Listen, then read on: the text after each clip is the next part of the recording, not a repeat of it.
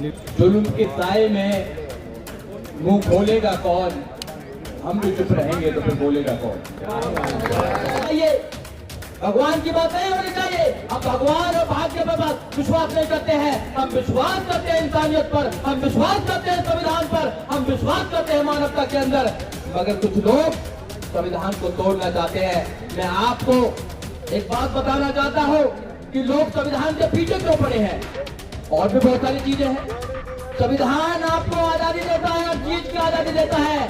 अगर मैं यहाँ खड़े होकर बोल रहा हूँ तो संविधान आजादी देता है, आर्टिकल 19। अगर मैं वकील बना हूँ तो संविधान आजादी देता है। हमारे वकील साहब अभी कह रहे थे, पूर्व मंत्री सोसाइटी ऑफ इंडिया की टीम है और सामने देखिए फोटो भी आपका हो जाए। जय भीम, जय भीम, जय भीम, जय भीम, जय भीम।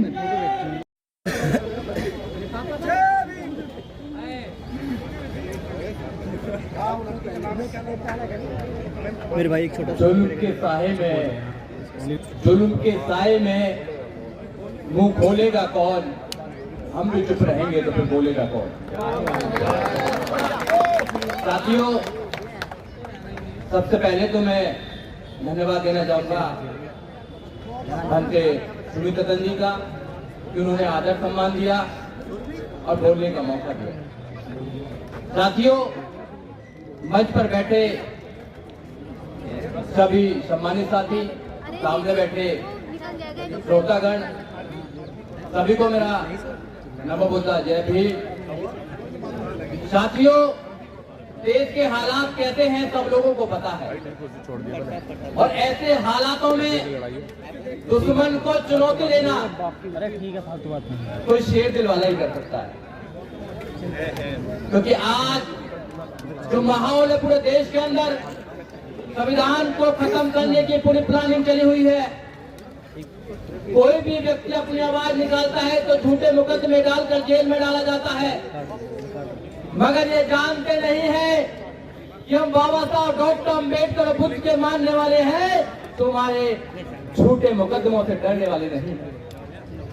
इनको पता होना चाहिए कि बाबा साहब डॉक्टर अम्बेडकर ने इस देश के अंदर जो क्रांति लेकर आए हैं, जो बाबा साहब डॉक्टर अम्बेडकर ने अपने कलम के माध्यम से जो संविधान दिया है, वो संविधान हमें आजादी देता है कि हम इस देश के अंदर वो सब काम कर सकते हैं जो संविधान में लिखा हुआ है। आप सत्ता के लिए क्या कर रहे हैं? जैसे बंते जी ने अभी कहा कि लोगों को पार्लियामेंट में जाना चाहिए, 1 से 31 मेंबर ऑफ पार्लियामेंट हमारे जाते हैं, मगर वहां कोई क्रांतिकारी नहीं जाता है। सब अपनी कुर्सी की बात रखने के लिए जाते हैं। इस कुर्सी के लिए बाबा साहब डॉक्टर अम्बेडकर ने संघर्ष किया है और संघर्ष करके हमको एक आजादी दी है। संविधान की आजादी देने के बाद जब हम लोगों को वोटिंग का अधिकार मिला तो हम सत्ता में आए और सत्ता में आने के बाद हमारे साथ क्या हुआ आपने देखा होगा कि आज क्या हो रहा है। मगर हम लोग बाबा साहब डॉक्टर अम्बेडकर की बात को समझने के तैयार नहीं है। बाबा साहब डॉक्टर अम्बेडकर को पूर्ण रूप से मानने के लिए तैयार नहीं है। बाबा साहब डॉक्टर अम्बेडकर ने 14 अक्टूबर 1956 को नागपुर के अंदर क्या किया कि आप बुद्ध बन जाए। मगर हम लोग तो कह रहे थे कि 2 नावों में हमने पैर रख रखा है। मुझे लगता है कि 2 नहीं 3-4 में रख रखा है। बहुत से लोग तो और भी जाते हैं, देखा नहीं कहाँ जाते हैं, क्योंकि भगवान की उनको एक आशा चाहिए। और मेरा मानना है कि भगवान को 2 प्रकार के लोग मानते हैं, कायर और लालची लोग मानते हैं, और कोई नहीं मानता। बुद्ध ने भगवान को नहीं माना, बाबा साहब डॉक्टर अम्बेडकर ने नहीं माना, हमारे महापुरुषों ने नहीं माना। हमारे महापुरुषों ने कहा कि मानव मानव एक समान की बात होनी चाहिए, भगवान की बात नहीं होनी चाहिए। हम भगवान और भाग्य पर विश्वास नहीं करते हैं, हम विश्वास करते हैं इंसानियत पर, हम विश्वास करते हैं संविधान पर, हम विश्वास करते हैं मानवता के अंदर। मगर कुछ लोग संविधान को तोड़ना चाहते हैं। मैं आपको एक बात बताना चाहता हूं कि लोग संविधान के पीछे क्यों पड़े हैं। और भी बहुत सारी चीजें हैं। संविधान आपको आजादी देता है, हर चीज की आजादी देता है। अगर मैं यहाँ खड़े होकर बोल रहा हूँ तो संविधान आजादी देता है, आर्टिकल 19। अगर मैं वकील बना हूँ तो संविधान आजादी देता है। हमारे वकील साहब अभी कह रहे थे, पूर्व मंत्री भी थे राजेंद्र पाल गौतम जी कि उन्होंने LLB की और LLB करते करते 8,000 रुपया लगे। मगर मैं आपको बताना चाहता हूं, मैंने LLM तक किया, मेरा एक पैसा भी एजुकेशन में नहीं लगा, क्योंकि बाबा साहब डॉक्टर अम्बेडकर के रिजर्वेशन से मुझे एजुकेशन मिली है।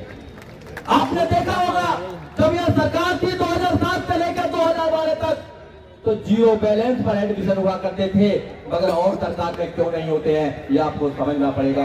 ये हमारे एजुकेशन को खत्म करना चाहते हैं। एजुकेशन को इसलिए खत्म करना चाहते हैं क्योंकि एजुकेशन आपको ताकतवर बनाती है, आपको सवाल करने का मौका देती है। एजुकेशन इनकी आंखों में आंखें डालकर सवाल करने का आपको मौका देती है, इसलिए एजुकेशन को खत्म करना चाहती है। मैं एक छोटी सी कहानी बताना चाहता हूं, उसके बाद मैं अपनी बात को खत्म करना चाहता हूं। और भी वक्त है साथियों, आपने सर्कस देखा होगा, सब लोगों ने सर्कस देखा होगा। सर्कस में शेर हुआ करते थे, पहले शेर और बहुत सारे जानवर हुआ करते थे, मगर सुप्रीम कोर्ट ने आदेश दिया, एनिमल प्रोटेक्शन एक्ट आया, तो उसमें उनको आदेश देना पड़ा कि किसी भी जानवर को आप सर्कस में नहीं रख सकते हैं, तो सारे जानवरों को छोड़ना पड़ा, शेरों को भी छोड़ना पड़ा। अब शेरों को जंगल में छोड़ दिया। 10 दिन के बाद अखबार में लिखकर आया कि शेरों का जंगली कुत्तों ने शिकार कर लिया है। शेरों का जंगली कुत्तों ने शिकार कर लिया है। शेरों का जंगली कुत्तों ने शिकार क्यों किया? क्योंकि शेर पिंजरे में था, वो अपना स्वभाव भूल गया था, वो आक्रमण करना भूल गया था, और जो कुत्ते थे वो अपना एक जोश आ गया उनके अंदर और वो निपुण हो गए थे शिकार करने में। अपने बच्चों को घरों में रखेंगे तो पिंजरे के शेर बनाएंगे, उनका कोई भी शोषण करेगा, उनका कोई भी शिकार कर लेगा। इसलिए आप लोगों को पिंजरे का शेर नहीं बनाना है, आपको बाबा साहब डॉक्टर अम्बेडकर का उनको भीम सैनिक बनाना है। और एक बात और, IAS, PCS, doctor, engineer, professor, जज, वकील बनना आसान है, अम्बेडकरवादी बनाना उससे भी 100 गुना ज्यादा कहीं टफ है। अम्बेडकरवादी बनना, बुद्धवादी बनना इतना आसान नहीं है। तभी